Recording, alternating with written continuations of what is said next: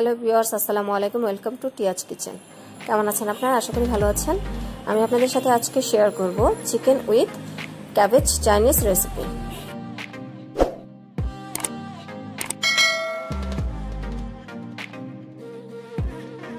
হাড় ছাড়া মুরগির মাংস নিয়েছি আমি 1 কাপ, সয়া সস নিয়েছি 2 টেবিল চামচ, আর মরিচের গুঁড়া নিলাম 1 চা চামচ।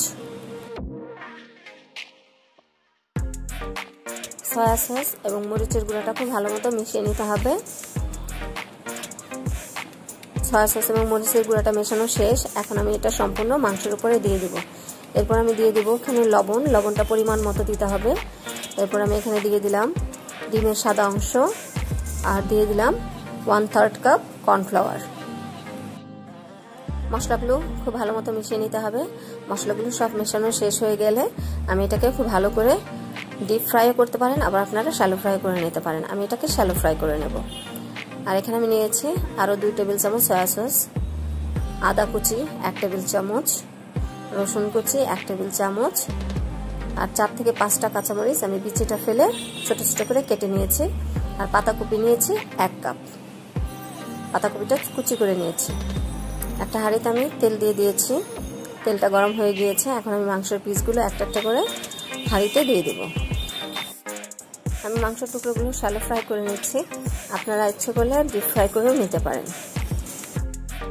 সবগুলো মাংস খুব সাবধানে একটা একটা পিস করে আমি সব হাঁড়িতে দিয়ে দিয়েছি। একটা সাইড আমার ভাজা শেষ, এখন আমি উল্টিয়ে আরেকটা সাইড ভেজে নেব।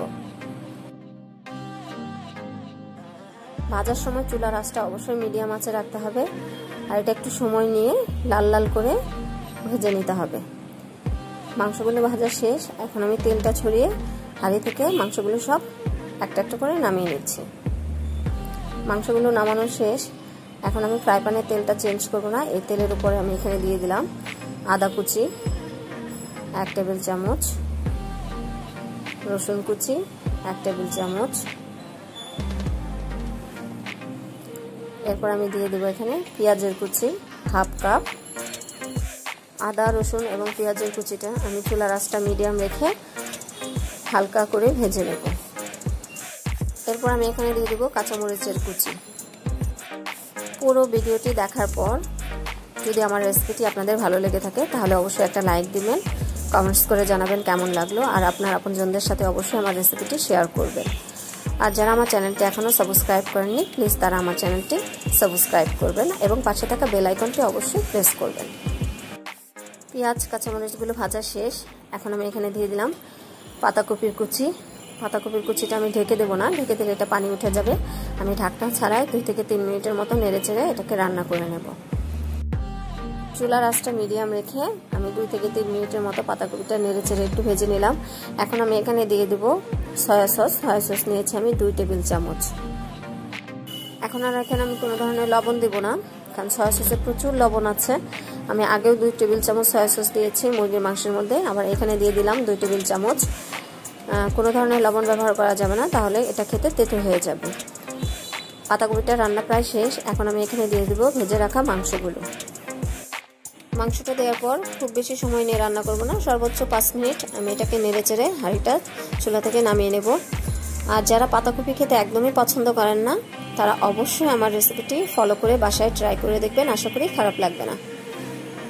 চিকেন উইথ ক্যাবেজ চাইনিজ কারি, এটা রান্না করতে খুব বেশি সময় লাগে না, খুব ঝটপট রান্না করা যায়। আর এই রান্নাটার সময় পাতাকপি খুব বেশি সেদ্ধ করা যাবে না। আমার রান্নাটা অলমোস্ট শেষ, এখন আমি এটা হাঁড়ি থেকে নামিয়ে সার্ভ করে নেব। রেডি হয়ে গেল মজাদার চিকেন উইথ ক্যাবেজ চাইনিজ কারি। এইরকম আরও মজার মজার রেসিপি পেতে অবশ্যই আমার চ্যানেলটি সাবস্ক্রাইব করবেন আর পাশে থাকা বেল আইকনটি প্রেস করবেন। আপনারা সবাই অনেক অনেক অনেক ভালো থাকবেন, আমার জন্য দোয়া করবেন। আল্লাহ হাফেজ।